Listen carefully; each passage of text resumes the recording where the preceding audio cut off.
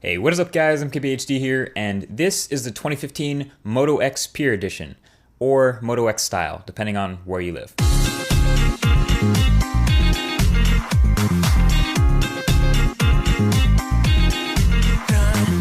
So this is it, this is the new Moto X. Of course it looks very familiar to last year because it shares the same body style of the 2014 phone, which you can tell by the build materials, the metal rails, the antenna bands, and the unmistakable curves. So what is new? First of all, it's a little bit bigger, again, and it gets a new backplate design, still with a dimple, which is pretty nice for holding it, but a bit more narrow and also still totally customizable in Moto Maker. And there are also some new back materials. So I went with this rubberized back on the base model, and while you can opt to go with like a wood or a leather on the back, if you do stick with this rubber option, you pretty much don't need any cases or skins with this phone. It is one of the grippiest phones out there, which makes it really easy to hold, despite being bigger.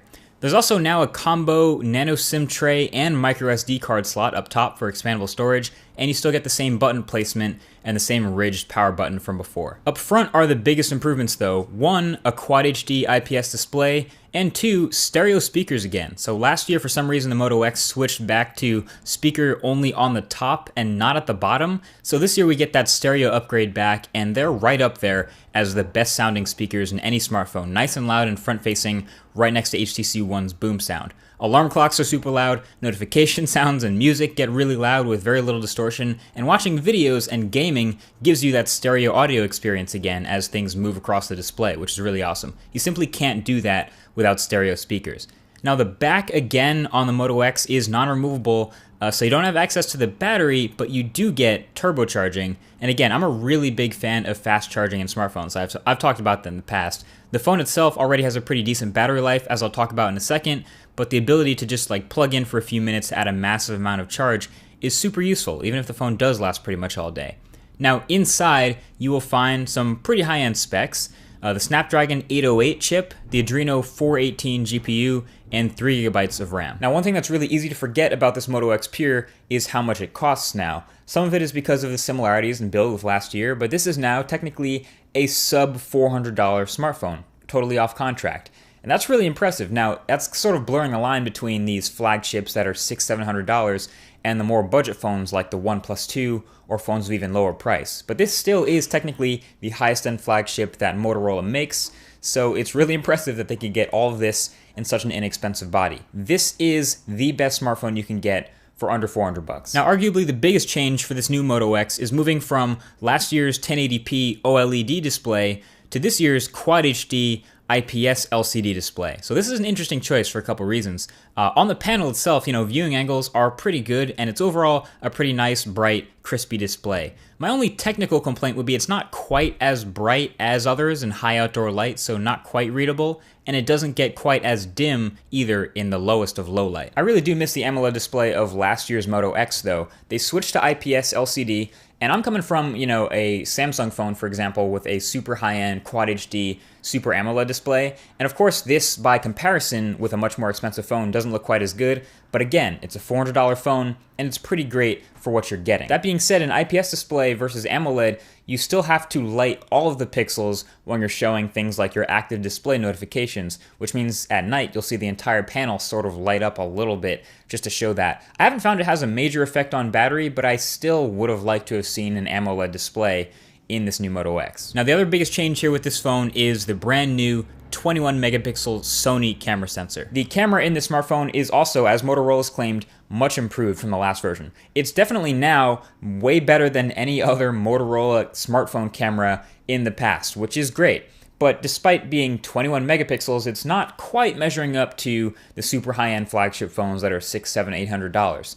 This is a prime example of, in a camera, more megapixels doesn't necessarily mean better. Outdoors, the photos can look really nice from the Moto X, of course, with great sharpness and detail and decent color and dynamic range. I like that it's not too aggressive with the sharpening like you might find from a Samsung camera, but you still get plenty of detail.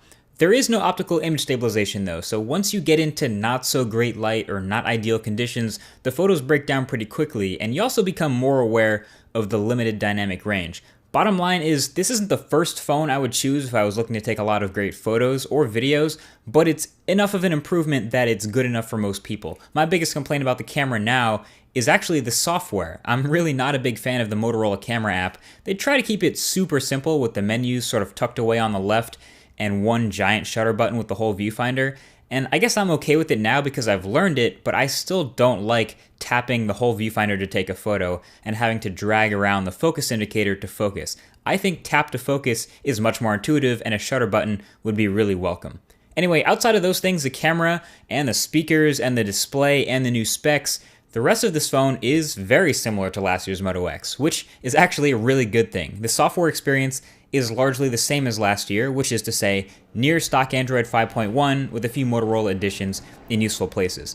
You get that Moto app, which is housing most of the Moto magic, and a lot of its functions continue to get updated through the Play Store, so it gets better over time. And you can use Moto actions to double chop to turn on the flashlight, that one's new. You can also double twist to open the camera quickly, which means I don't need a camera shortcut on my home screen anywhere. And you still have infrared sensors to let you wave over the phone to see your notification preview in Moto Display. And there's more stuff like this all over the place that can be added as it gets to learn your behavior. And I kept noticing overall, performance as a near stock Android phone throughout this guy is really good. It's one of the smoothest Quad HD phones I've used. I'd say just as smooth as something like Galaxy S6 or Note 5 through everyday performance and multitasking despite having a gig less of RAM and a different chip. Battery life was also very solid. It typically made it to the end of the day for me, which is a nice change from some other phones I've been testing recently. But yeah, it approached 4 hours of screen on time by the end of the day, no problem. And if I had a heavy day with like a lot of navigation or a lot of gaming or something, I'm usually near a power source, so quick charging pretty consistently saved the day. So at the end of the day, like I've said, the Moto X Peer is definitely going to give you the best multimedia experience in any smartphone under $400. And it's also likely one of the best overall experiences in this budget. It's near stock Android, so it's probably going to get updates very quickly, and I'd expect Marshmallow on this guy pretty soon. Of course, being just south of $400, it's often going to be compared to the OnePlus 2, also just south of $400. I would give the multimedia experience edge, like I said, to the Moto X Peer. Better higher resolution display, front-facing speakers, and a slightly better camera despite not having optical image stabilization. But if you're more into the software customization experience, this is going to be your edge here. Plus, it has, in my opinion, a little bit better build quality, and you get things like a fingerprint reader and the alert slider on the side, little bonuses like the interchangeable back. Then again, Moto Maker over here, you can make this phone look exactly the way you want it to. Either way, I'll leave the link to the OnePlus 2 review down below if you want to check that out. And that's been it for the Moto X Peer. Thank you for watching this review video, guys, and I'll talk to you guys in the next one. Peace.